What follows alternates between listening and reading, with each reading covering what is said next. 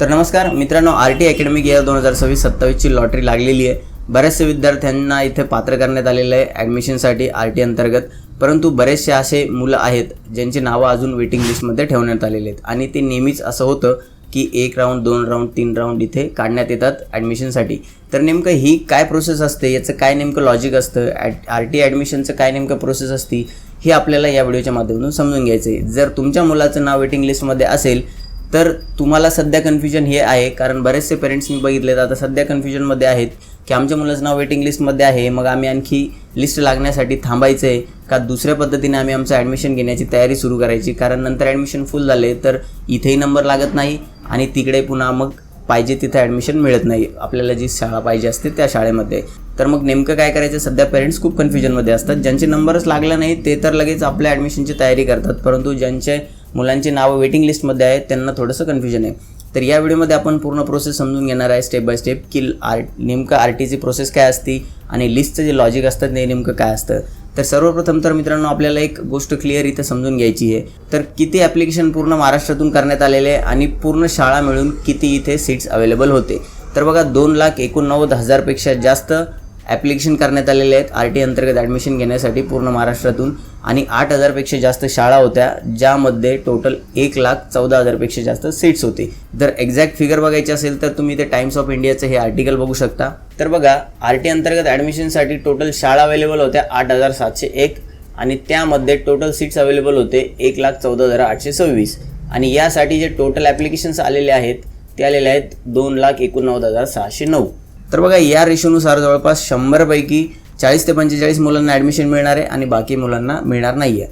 परंतु मित्रांनो असं सुद्धा नाही आहे, यामध्ये एक गोष्ट अजून महत्त्वाची आहे की तुमच्या मुलाचं जे नंबर वेटिंग लिस्टमध्ये येतो आहे ती नेमकं शाळा कोणती आहे आणि तिथे किती सीट्स अवेलेबल आहे आणि मग त्यानुसार तुम्ही बघायचं आहे की तुमच्या मुलाचा नंबर कितवा आलेला आहे वेटिंग लिस्टमध्ये. तर बघा यासाठी मी तुम्हाला एक एक्झाम्पल दाखवतो. पुण्याचीच एक शाळा आहे पोद्दार इंटरनॅशनल स्कूल. या शाळेमध्ये बघा 69 सीट्स अवेलेबल होते RT अंतर्गत ॲडमिशन घेण्यासाठी आणि या 69 सीट्ससाठी जे ॲप्लिकेशन्स आलेले आहेत ते आलेले आहेत 2,094. तर बघा एका शाळेमध्ये 69 सीट्स अवेलेबल आहेत RT अंतर्गत ॲडमिशन घेण्यासाठी आणि तिथे ॲप्लिकेशन आलेले आहेत 2,094. म्हणजे हा जो रेशो आहे तो 1%पेक्षा सुद्धा खाली गेलेला आहे.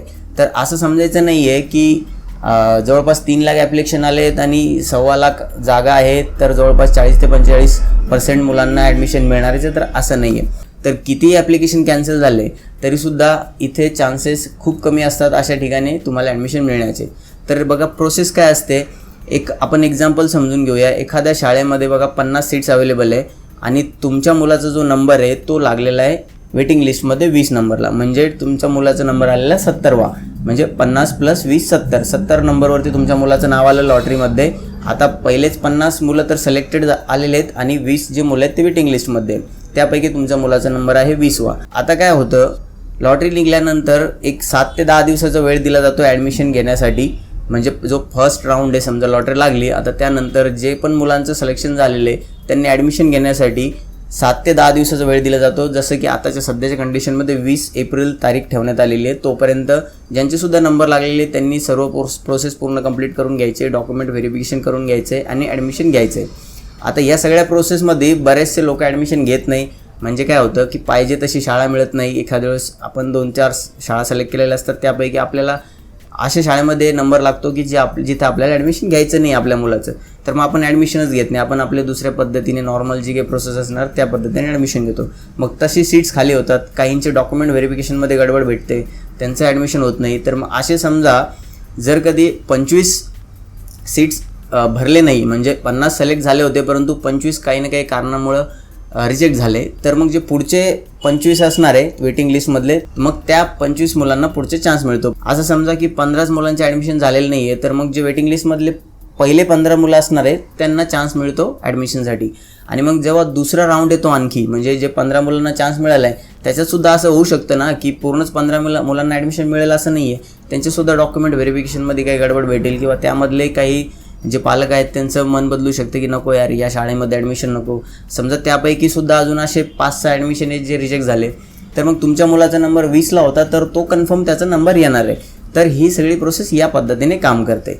तर हे तुम्हाला लक्षात घ्यायचं आहे. 0% चान्स कधीच नसतो RT अंतर्गत चान्स तुमच्या मुलाचा येऊ शकतो. फक्त खूप जास्त जर डिफरन्स असेल, जसं की आता ही जी पुण्याची शाळा आहे पोद्दार इंटरनॅशनल स्कूल, या शाळेमध्ये जर तुमच्या मुलाचा नंबर खूप दूर असेल वेटिंग लिस्टमध्ये, तर खूपच कमी चान्सेस आहे की तुम्हाला ॲडमिशन मिळेल. मग तुम्ही काय करायला पाहिजे, तुम्ही जी नॉर्मल प्रोसेस आहे ॲडमिशन घ्यायची ती तयारी तुम्ही सुरू करायला पाहिजे. कारण तुम्ही जर या लॉटरी पद्धतीमध्ये ॲडमिशन घेण्याचा प्रयत्न करत राहिला आणि तुमच्या मुलाचा जर नंबर नाही आला पहिल्या राऊंडला, दुसऱ्या राऊंडला किंवा तिसऱ्या राऊंडला, जे काही जवळपास 3 लिस्ट लागतात, 3 लिस्टमध्ये जर तुमच्या मुलाचं नाव नाही आलं, तर मग असं होऊ शकतं की तुम्हाला नंतर पुढे एखाद्या चांगल्या शाळेमध्ये जर ॲडमिशन घ्यायचं आहे तर तिथले जरी ॲडमिशनचा कोटा फुल झाला तर तुम्हाला तिथे ॲडमिशन मिळणार नाही. तर बघा, ही संपूर्ण प्रोसेस असते. मी तुम्हाला एक सोप्या पद्धतीने आणि सोप्या उदाहरणाने सांगण्याचा प्रयत्न केलेला आहे. जर तुम्हाला व्हिडिओ आवडला असेल तर व्हिडिओला नक्की लाईक करा. आपल्या चॅनलवरती पहिल्यांदा झालेलं असेल तर चॅनल नक्की सबस्क्राईब करून ठेवा. तर भेटूया नवीन व्हिडिओमध्ये नवीन माहितीसह. तोपर्यंत धन्यवाद.